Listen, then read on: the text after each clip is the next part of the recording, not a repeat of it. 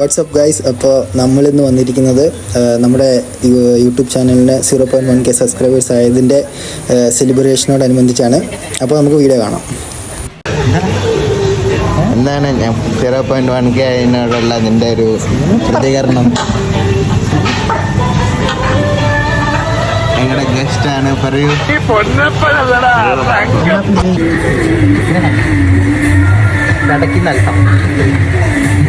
ആരാണ് ഈ treat sponsor ചെയ്തേക്കുന്നത്?